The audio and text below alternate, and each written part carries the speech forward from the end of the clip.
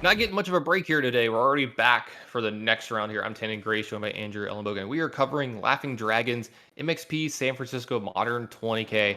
Don't forget that this broadcast is also brought to you by Heavy Play. Make sure you check out heavyplay.com. But this round, got a pretty sweet one for you. We got Mono Black Coffers up against Esper Goryos. Yeah, interesting matchup here. So fundamentally, you would expect that. Oh, wow. Who's the Thoughtseize deck now? Yeah, I know, right?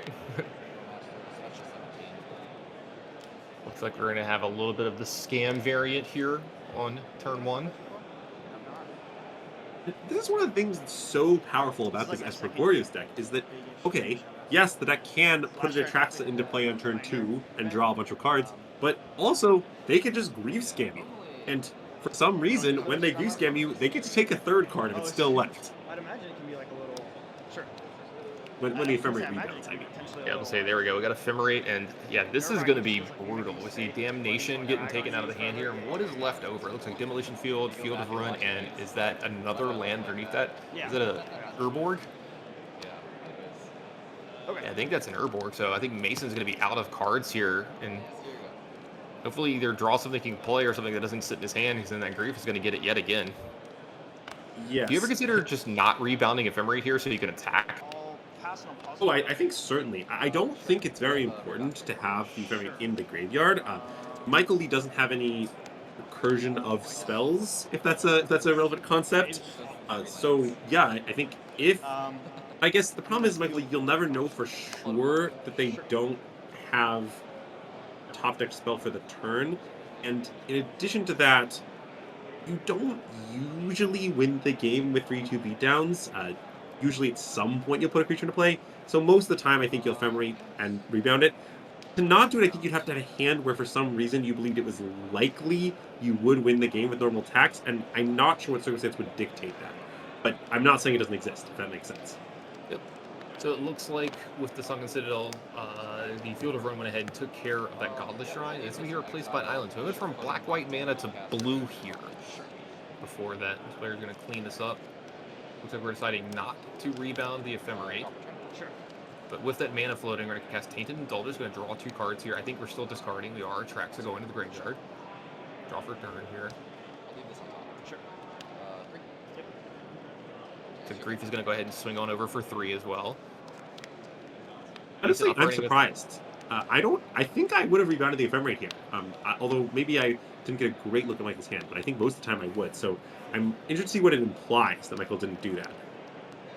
Yeah, there was like a weird thing where like he said something about, like, I think he asked Mason something about his hand, and Mason kind of like showed his hand to him again, and I think he revealed that he didn't draw a spell, but I'm not sure on that. Looks like Mason's going to go LD mode here. Looks like he's going to go ahead and activate this Demolition Field, destroy that blue-black land here, and see how many basics we got left in Michael's deck. But Swamp up forward here. Still got a chance to get this Atrax out of the yard pretty quickly here, if one of the reanimation spells is around for Michael. The other one was creativity. It actually, it's not that bad. I just drew like I need to draw like rings and removal, and I just drew all removal. Like, I mean, double Grief Thoughtseize into Atraxa is sort of the dream for this Goryo's deck.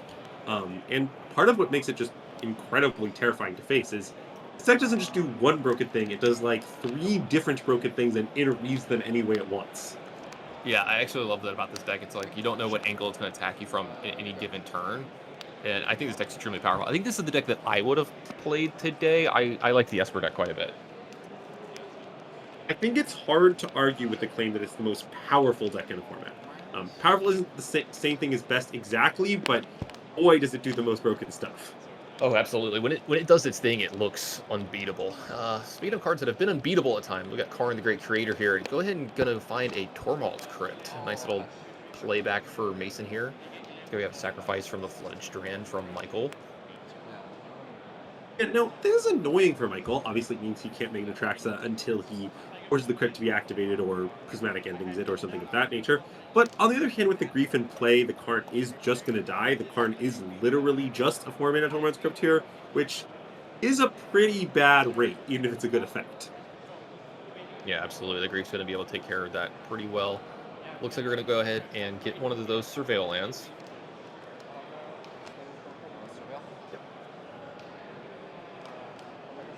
You put the card in the graveyard, put the card on top. These have just impressed me so much every single time. Looks like Thoughtseize is going to go to the bottom. Very good chance Mason doesn't even have a spell in his hand the way this game's been played out. Draw for turn for Michael. Let's see if he's going to go after this Karn. I got to believe he is. Let's see what else he's got. I think he will, almost certainly. Shock in from a Hollowed Fountain. Archaeologist off the top here. So it looks like Ephemerate is going to go into the hand. And Ephemerate here is going to give Michael Lee a lot of options. For example, he could use it to draw step Thoughtseize Mason by Ephemerate Ingrid on his turn. He also could just use it to blink his Archaeologist, get some value, refill the yard after this Tormod's Crypt, perhaps. Kind of any way he wants to play it, it's going to be good. It's just unclear what is the best option. Yeah, could have even done both if he wanted with, getting the Grief this turn, get the Archaeologist next turn, but it looks like he's going to pass up on that. And he's going to go for the value play. Looks like Ephemerate targeting Archaeologist after Mason plays land and passes. Also pretty nice for Michael. He went and got a lot of his blue and blue-white lands here because there's an Urborg in play. So he's like, all right, well, I get swamps anyway. So yes, kind of can't deny me all the mana. It looks like a Shouldered Edict in response. And Michael's like, you know what? I will just sacrifice this Grief and I'll keep getting the value from my deck. How do you like that choice there? Oh, Goryo's. Oh, yes. I think stacking Archaeologist is pretty insane because then the Ephemerate also won't rebound, so you're kind of losing 2 Archaeologist triggers if you sack it, just as Preserve a 3/2 that doesn't really matter on the board. And, seriously, 2 Archaeologist triggers, that's a full dig-through time. I mean, that matters. Yeah. 2 copies of Goryo's Vengeance picked up here as well. And there we go. He's kind of forcing the hand here. He's going to go ahead and prevent getting into the Tumult's Crypt. If you do this in response, I'm going to cast Goryo's Vengeance to get my Atraxa. No. And to be clear, with 2 Goryo's Vengeance, he doesn't even need this pending. He could just Goryo's it, and then if he gets torn, he could just Goryo's in response. Although, given that he has the pending, might as well preserve a second Goryo's for just in case something weird happens, you need it afterwards. Your first one isn't enough somehow. I don't know. Yeah. It seems like in case the play, the first but one isn't enough. Yeah, exactly. It's rather immaterial. Speaking of material, Michael's wanting to get a lot of extra cards into his hand here. Go ahead and there's Goryo's. All right, here comes a bunch of cards off the top of his deck. See what gets added to the hand here. Yeah, we'll see if there's an Ephemerate from among them. There is. Looks like there is. All right. and that's about going to do it for this game. Yeah. That's probably going to be enough. And yeah, Mason agrees with you. Your assertion of how this game is going was agreed upon by all the players involved, and we're on to game 2. And what an opening here from the Esper deck, but I've got to believe that this mono black deck has some playback. Have you taken a look at their lists? Is there anything you think that's going to stand out that could maybe even this matchup a little bit for our mono black player? Yes. Well, so okay. Look, this mono black deck is a Karn deck. It doesn't have that big a sideboard. In fact, its sideboard is 4 cards big, aside from boarding Wish targets, which does occasionally happen. The 4 cards that Mason is allowed to board in normally are 4 Dothy Voidwalkers. They're all going to come in. They're all going to be pretty good. I probably don't need to sell you on that one. No, you don't need to sell me on that one. That one I could piece together that one myself. I got that. Okay. Yes. So that's going to be the major change on the side of the Coffers deck.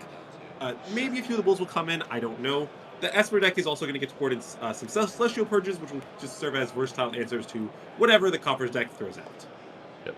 All right, we have a turn 1 Thoughtseize from Mason here. Looking at the hand from Michael. Solitude, Goryo's Vengeance, Thoughtseize, Ephemerate, and then a smattering of lands. So it looks like he's going to go ahead and take the Thoughtseize from Michael here. Going to protect his own hand here. Michael, it has the potential to be excellent, but it also has the potential to do nothing. To do actually nothing, yeah. Okay, I think when you play Goryo's, which I've played some. I'm not saying I'm an expert, but my experience is you have to keep hands like this, where any sort of one piece will get you to something good. A Grief is a good draw. A Milled Atraxa is a good draw. A draw discard thing is a good draw. Almost anything makes your hand good, but in and of itself, the hand does do nothing. So we'll see if Michael Lee's draw comes together or not. Yeah, he's taking quite a bit of time here on this Surveil as well. Yeah, I think something like Faithful Mending, Tan Indulgence would be huge here. Anything gets some velocities up the deck, and this seems to be a hard choice for him. Really taking his time here. Looks like he's gonna keep it. Yep, looks like he's gonna keep it. Turn it right back over to Mason. This early in the game, too, Mason can't... I was saying, there is Field of Run for Mason, but he can't activate it. Okay, never mind. He played an Urborg here. So he can't get Michael's top card of his deck with one of those. So it looks like we got another Surveil land here.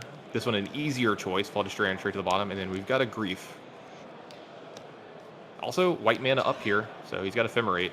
Is that 3 Coffers in the hand? Is that what I see? Yeah, 3 Coffers, Field of Run. Take the She-Holdred. Sorry about that, Andrew. No. I think you are right. That is a million copies of Capital Coffers. And, okay, honestly, though, with the Urborg in play, this is a blessing and a curse. It does mean Mason has relatively little action, but it also means as soon as he draws one of those big payoff spells, the One Ring, Karn, anything like that, his hand is going to go nuts immediately. And Michael isn't able to stop any of that. You said what? And you can see Michael there was like loath to cast the Ephemerate because he's like, look, I know it's not going to get a spell, but like, I kind of just want this 3/2 in play because you're not doing anything. This is probably going to get in 6 or 9, maybe even 12 damage this game, which might be super relevant. And, you know, we saw it earlier how good it is against, you know, Karn. If Mason were to say play Karn next turn, you have the Grief in play ready to go. So don't blame him here. Plus, I mean, he might even rebound this Ephemerate here. Let's see. I wonder if he does that or not. See if that last card is a spell or not. Yeah, I don't know. It's weird because, right, yeah, there aren't that many things Mason wouldn't cast, but also if you hit one, it's completely game-changing. Yeah, what if it's like She-Holdred or something, you know, like... Right. Something like what would be the worst and that you don't have an answer for until you find a white card or get enough mana for Solitude. But no, I it looks like think he's you not have gonna to rebound, but it is a little awkward. I was leaning towards rebound as well, but it looks like Michael disagrees with us and is going to not do it, and he's the one that's doing really well in the tournament with the deck. So let's see how that's going to work out. Going to go ahead and play that. Yeah. Gonna play that land, play an Archaeologist, get some damage in. Look, that Archaeologist whiffed, but it did put some Atraxes into the graveyard. Like, this is sort of like when you whiff on Piece of the Puzzle with Phoenix, but you mill over Phoenixes. Like, you're like, well did I whiff? Did I whiff? Did I really? Yeah. Did I really lose here? Like...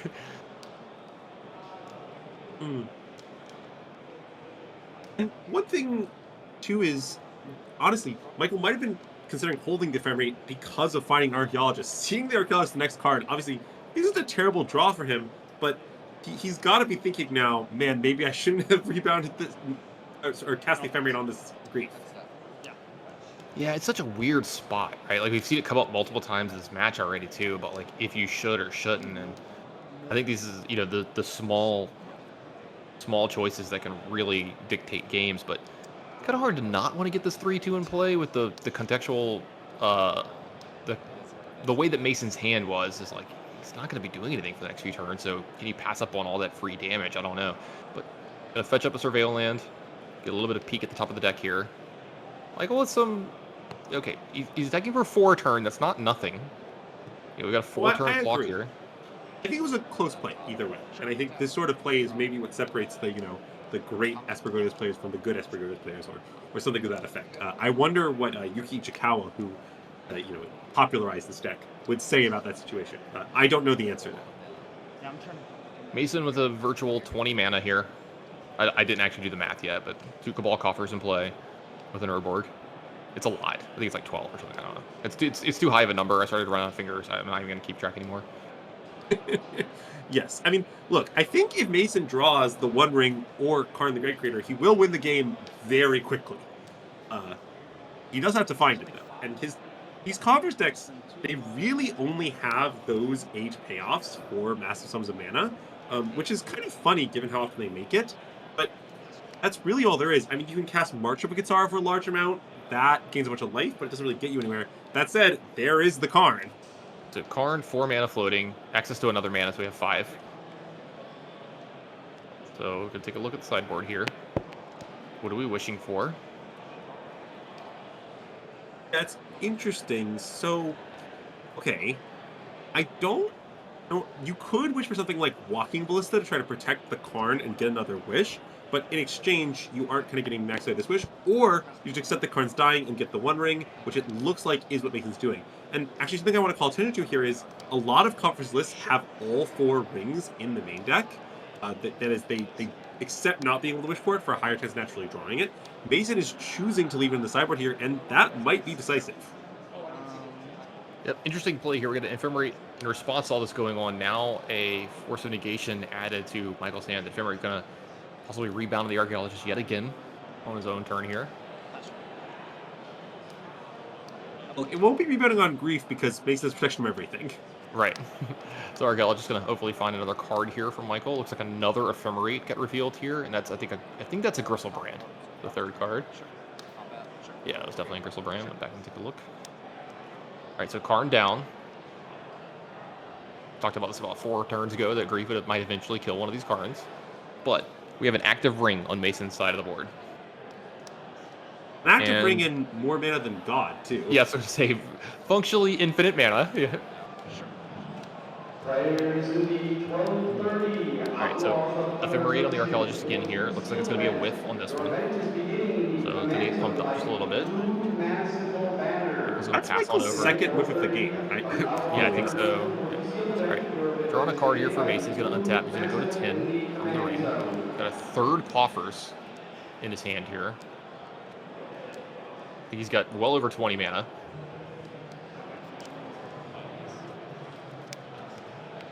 What will he do with it? But let's see. You draw a lot of extra cards this turn too. All right, here's the first activation. All right, so 6 mana.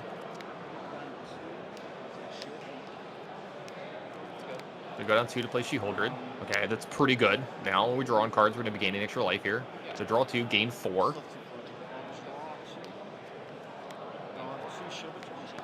So yeah, Clean to Dust, I think.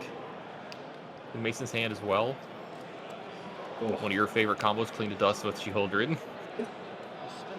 But actually, I mean, that Clean to Dust makes a huge difference. I mean, if you're Michael Lee here, what you might have been thinking is, okay, I mean, this is all good, but maybe if I get back in the tracks on next turn, I can still eke out the win. However, if Mason has a Cling to Dust, and you aren't going to be able to get back anything, which means I don't know how Michael Lee comes back. Yeah, I think Mason just got the advantage bar heavily in his favor. It's back. We're talking the advantage bar again. It never really went away. It had been too long, Andrew. We had gone too far without it. Yes, agreed. But with that Cling to Dust, that Shieldred threat dive to the ring, and the regenerating for cards, yeah, I think Mason's basically has it locked up. Yeah, it's tough. I mean, maybe Michael could try to do something like Solitude the Shieldred and hope that from there Mason dies to his ring and some beatdowns, but I doubt that plan will work, especially because at some point a large March Registrar will be fired off.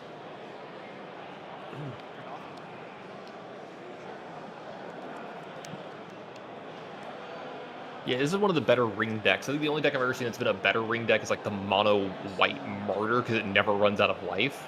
But this mono black deck does a very good job of also just gaining tons of life with She-Holdred, March, and a bunch of other things. Yes, agreed.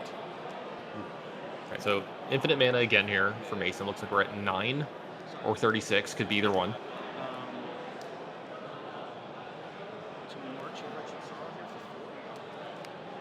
Yeah, March is going to kill the Archaeologist, it looks like here. Is there a blue card hiding in Michael's hand? He might want to stop Mason from gaining all this life. And preserve his ephemerate target to some extent. That's actually a good point as well. I mean, it is worth a ton of cards.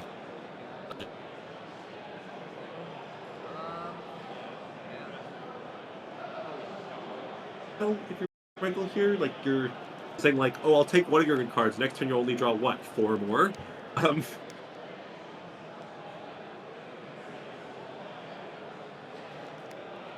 Does depend on what the blue card actually is, though.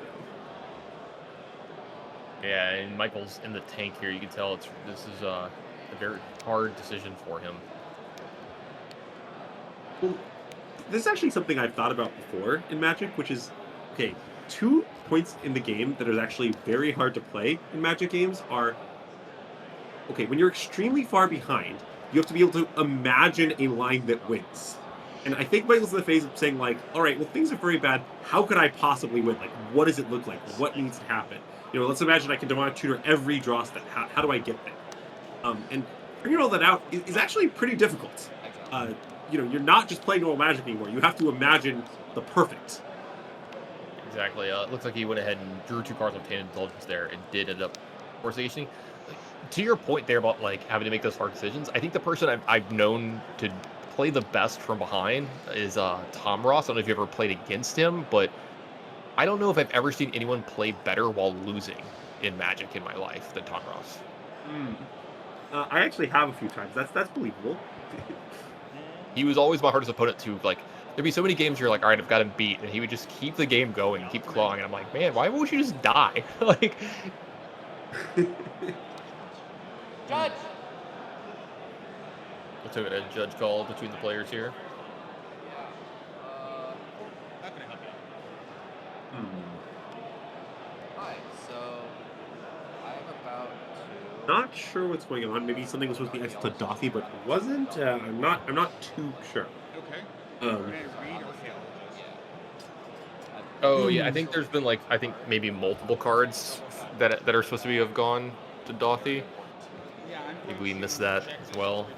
My understanding is I that think they're gonna try and clean that up.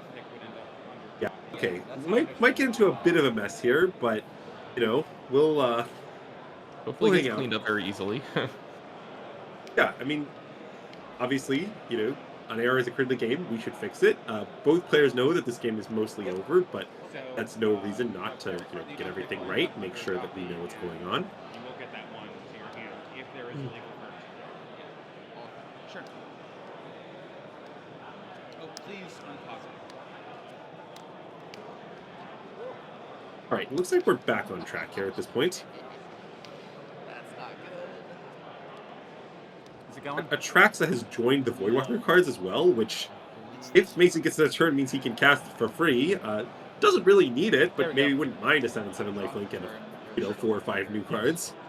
Yeah, let's say you might be okay with that one. Tainted Indulgence here, gonna dig through. Still holding up that Cling to Dust as well is Mason, so covering kind of all the bases here. So have we been triggering this She-Holder every time? Because Michael Lee's life total is getting pretty low.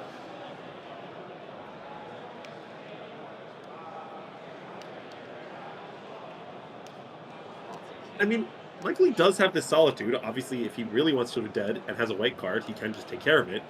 But where does that really get him? Dude, I totally Point. missed what. Yeah, Like, looks like he's gonna go ahead and scoop up. He agrees with you. We're going to see a game 3 between these two, and this is one of the games we've seen where Grief Scam has done its thing the first couple turns, but it wasn't good enough. Mason's top of his deck was really good. He had an infinite mana here with a bunch of these coffers and was able to pull the game up because that's what this mono black deck does. It just needs to survive until a turn where it does something like we saw there, where hey, it's got 26 mana. It's going to do a lot of stuff. Right. Well, I think when you grief scam your opponent, seeing the hand of like 3 coffers with Urborg in play actually isn't good for you. Because you just know that they're drawing so live for the rest of forever. You'd almost You know that rather have a eventually hand you're where you gonna take 2 die. cards. I'm Yeah. not playing it right now. Like, you were like, yeah, Cameron Chidori said And obviously Esper can do something in time to beat that. It's not impossible, but the pressure's on then, and Michael Lee's draw did not really live up to it. Whereas sometimes you see their hand and you're like, oh, well, they're just going to have 3 lands and nothing, and then even if they draw 4 they'll be able to cast it, that's a very different story. Mm-hmm.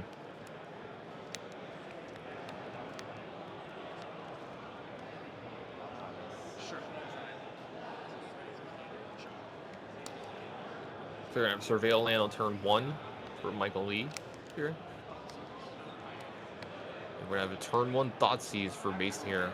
Land heavy hand for Michael here. It looks like Faithful Mending and Agoria's Vengeance. The Vengeance is going to hit the graveyard.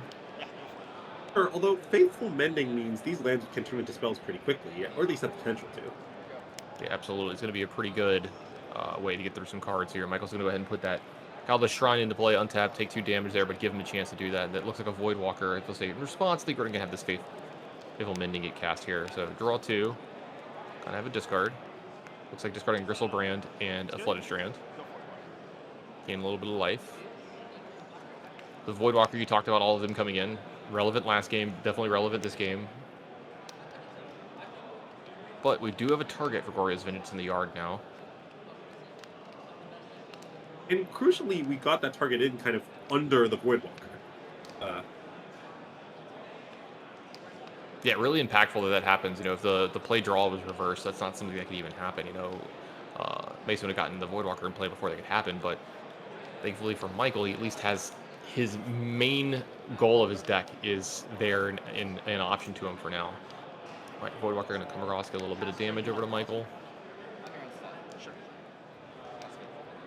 Sure. Mason passes back over. We're going to flash back the Faithful Mending from the graveyard here. Right, so Yeah. Michael Lee's obviously very reasonable to do this, but he has to be careful what he discards. It's like, if he has another fatty here, he might need to keep it in hand. Yeah. See a Marsh Flats, and I think it was another land. I'm not 100% on that. What the bottom card was, I think it was a Polluted Delta. I'm not 100%. Looks like we're going to start going after the mana base here. The blue-black land's going to get destroyed. Sure. Both players going to go find some basics.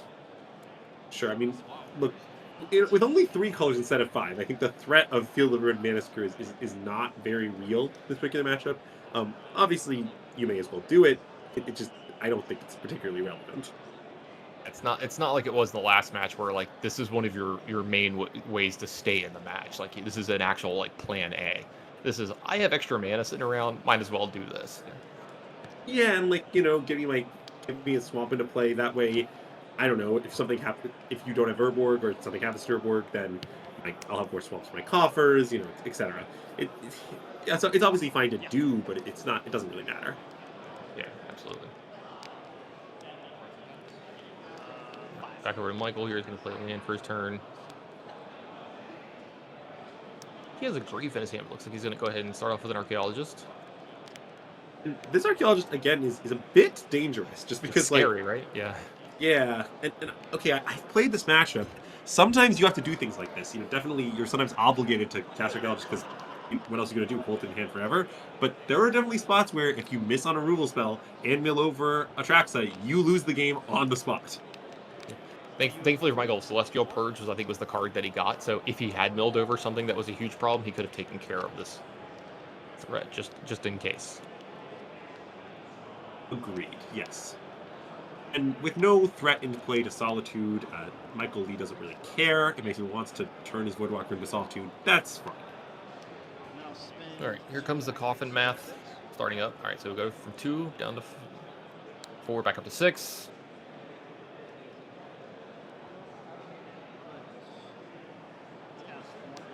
Looks like I have another card here. Or nope, this one's a ring. Sorry about that. It looks like Force Negation, pitching Atraxa is going to meet that. So no ring for Mason. Yes, although now there's a Force Negation under the Dothy. So I wonder if Mason is thinking about maybe leaving up the Voidwalker, not attacking, and then having access to that Fawn for a Goryos. I think it's worth considering. It would force the Celestial Purge out of Michael's hand, right? If that's the case, you kind of like force your opponent into playing the spell. Well, sort of, but if Michael Lee Celestial Purges, I mean, I guess you can do it at your end step, or like an awkward timing for you. You do get to still cast one of the spells, right? So, like, say you pass the turn, on your end step, Michael Lee Celestial Purges. Okay, basically, then just put a Solitude to play. And yeah, the Voidwalker's gone, but you do have a 3/2 threat still. You could even maybe get the Archaeologist. There's a couple of little options for you. You can try to get a card advantage off of it. I don't know. There's a couple things you could do, but it looks like Right, two like- land Michael's going to get here. It looks like he's going to go ahead and get a Surveil land instead. So not going to make that play just yet. I like this for Mason. I like not attacking. I think that's very smart. Yeah, absolutely. And Voidwalker is a hell of a magic card sometimes in these games, and especially when you're milling yourself this much and putting this many random cards and stuff in it. You have to really be worried about this card randomly losing you the game. Well, and imagine if you're Michael, you surveil the top card, it's an Atraxa that you're nowhere close to casting. You're like, do you mill it? It's a little dangerous. You can, but that does force your hand on Celestial Purge, for example. You know, another She-Holder's Edict added to Mason's hand. He has another copy of the ring here. He wants to start going that way. So there's an Urborg in play already, an Urborg in hand, so not infinite mana these games like we've had earlier. That is definitely one of the downside of this Coffers deck, is that You have a lot of pieces that can be awkward, especially if you have too many of them or in the wrong mixtures.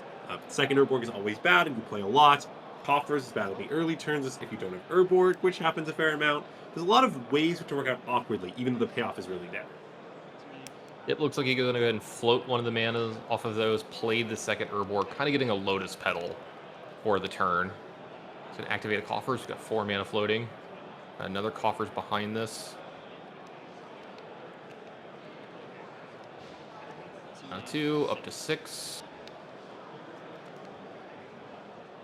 So he's going to play the ring behind this. Goes into 2 again. Yep, here's the ring.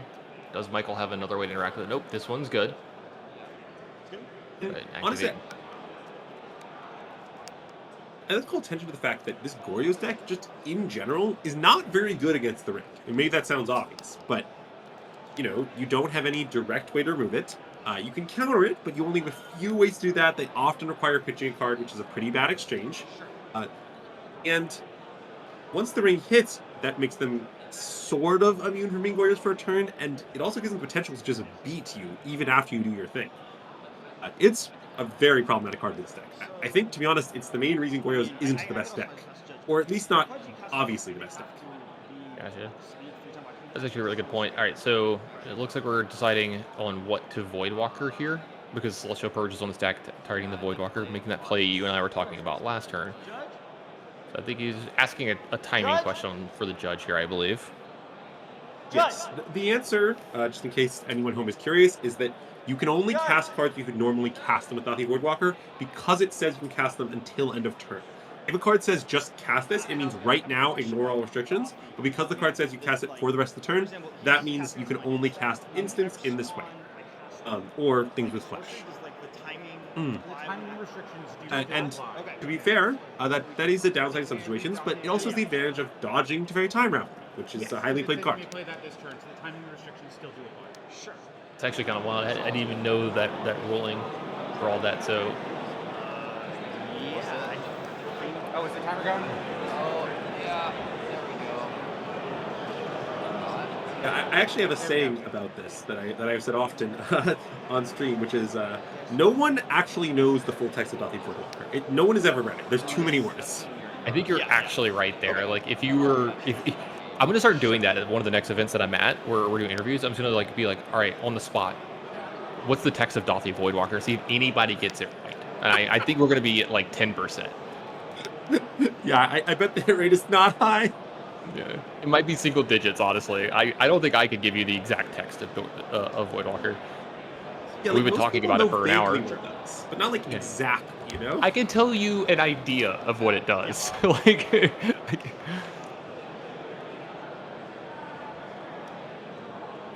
Sure. All right, taking an indulgence for Michael here. The coast is clear on the Voidwalker now, so if he gets a Vengeance, Goryo's Vengeance, he could possibly get one of these big creatures into play. All right, Edge Mage coming into play. Gonna have a Surveil trigger. This one's also going to the graveyard. It's an Ephemerate, and just a pass from Michael here. Mason's going to get another turn here unperturbed with this ring, and possibly attack him with the Solitude as well. Getting that life, kind of important here. You can keep him alive for a lot longer, use the ring a lot more. Another land here, important as well. This means a lot more mana off of the Coffers. All right, 2 new cards come into hand for Mason here. Up to 21. I think this is a really dangerous spot for Michael. If he cannot put an Attrax into play, I think literally next turn, time is going to run out. It might even have run out already, but I think maybe next turn is fast enough. Yeah, you think you think he's starting to fall a little bit too far behind? Yes, I think he's reaching a point where there's his opponent will either have a Cling to Dust or a March, or just be able to grind through the Attrax of cards. Maybe it's really running out of time. All right, so Faithful Mending, draw 2 here, discard 2. Looks like a Grief and something else into the graveyard. All right, we've got an Archaeologist. I think there was there's an Attrax, Cannon Indulgence going in. I think there's an Ephemerate possibly left over, Michael. There is, so triggers off this Archaeologist. One more Children's Edict here. Going to go ahead and make him sacrifice a creature. Ephemerate in response, met by another Sheholdred's Edict. Mason really flexing the fact that he's got a lot of extra cards here and just keeping Michael at bay of not being able to do anything with his turns here. Yeah, and now with 3 more cards from the ring, 3 more life from the solitude, plenty of mana from these coffers, I don't see it. I think Mason's going to be able to close this one out. Yeah, I think I'm almost ready to call it myself here. I think there's a Karn and another ring in Mason's hand as well. Mason can like preemptively even like possibly just go get Kolmog's Crypt or something like that and be like, all right, like figure it out, you know? Yeah. It's got an embarrassment of riches for sure. He also hasn't used the ring yet. Those are his cards pre-ring activation.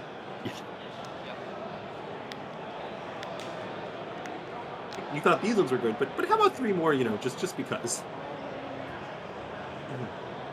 I think he actually has Deadly Cover up in his hand too. He was like looking to see exactly how that works, about like what he was going to get out of Michael Lee's graveyard.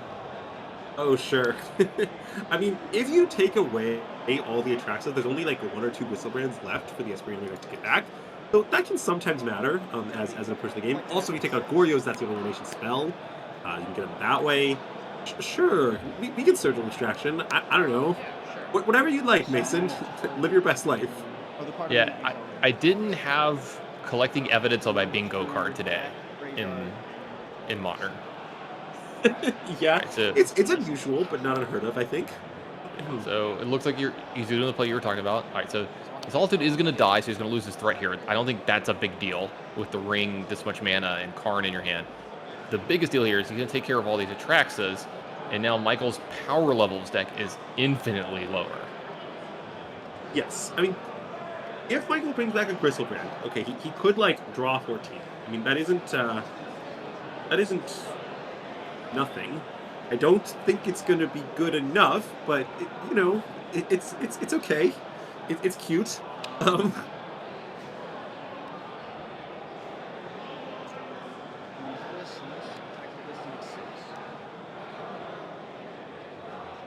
right, looks like I add a bunch of mana here. I believe this is going to be the Karn, unless there's something else drawn here from all the extra cards this turn. Yeah, I mean, we could Karn, we could Ring, we could Kormog's Crypt. I don't know. The world is his oyster here at this point. I think he could blindly pick a card here, practically. Yes, but agreed. It does look like Okay. it's just Kobol's Crypt, just to kind of very much lock up every way you can do this. Oh yeah, I like that pick, but I also think it doesn't matter enough. Okay, for example, I'm not saying this to be the correct pick, but let's say Mason found literal Cursed Totem, a Yawgmoth hate card. That would stop Gristlebrand activating. That might be enough. I think that actually just would. Like, to be like, all right, so your Crystal Brand doesn't really have text anymore. Yes.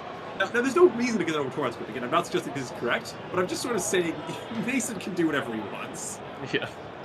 The randomness of it all, yeah.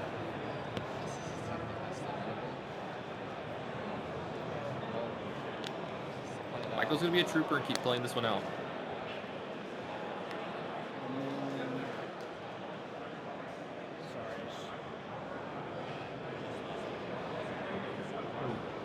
I'll sack the Twin Script now. I mean, I appreciate his mental resilience, but I also think he'll likely be put out of his misery rather quickly. All right, Tumult Script's going to go ahead and get activated and remove that gigantic graveyard from the game. Pass it back over to Michael. So Tainted Indulgence no longer just a draw to here. Yeah, should be a discard as well. All right, Archaeologist at the top. Looks like he's going to find Goryo's Vengeance. Didn't find a creature, though. Looks like Goryo's Vengeance is going to be the card that goes to hand. We're going to cast the Tainted Indulgence here. It looks like that. All right, draw 2. Looks like Force of Negation, Tainted Indulgence again.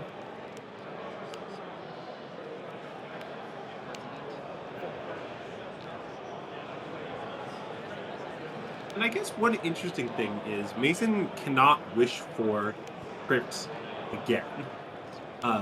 It's just because in the graveyard rather than exile, so it can't be re-wished for. Again, I think he has plenty of good targets, and will find one of his millions of ways to win this game. But it's worth noting. Yeah, this might even just be walking ballista here. Or Sundering Titan. Hello. Ah, yes, quadruple stone ring. I see. A wise selection. The line has been found. Yeah. He The has hedge ballistic maze. field play too. Yes. Well, and I like this. Like Michael Lee has this hedge maze to play, right? Which the deck plays so that it can hard cast attracts some weird grinding games. It makes a lot of sense. But that does just mean Mason gets another stone ring here, just in Like, case I'll get that 3 wasn't forest. enough. Yeah. Look at that forest. This plains. Yeah. Oh man. Can we bring Sundering Titan up on the screen, Anu, if you have a second? I want everybody at home to know this is a blast from the past. I love this card. Well, I think it's been the kill condition of choice sort of in these enough hard ones as of late, just because there's so many decks in Modern that are prone to have Columns Lanes in play.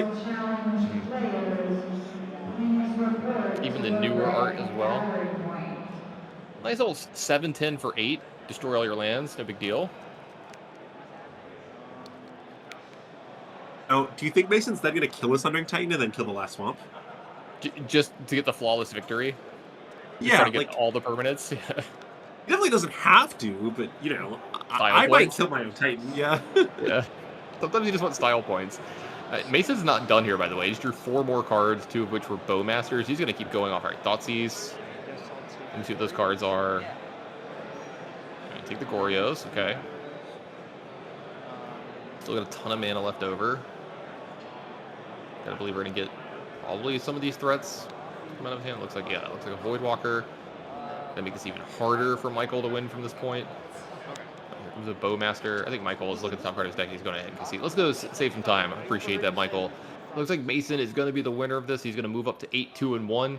Still within striking distance of that top 8. Rough round for the Esper Goryo deck, but man, did this mono black Coffers deck really kind of flex this round and look great. Yeah, very much agreed. And again, I think a lot of it comes down to the power of the ring. I mean, both games, Mason, I think, was kind of in an okay spot. It was anyone's game. Found the ring, rapidly drew enough cards that he was just able to put the Esper deck into the ground. Absolutely. It sounds like we're ready for a break here, and we'll be right back with another round of Magic, so don't go anywhere.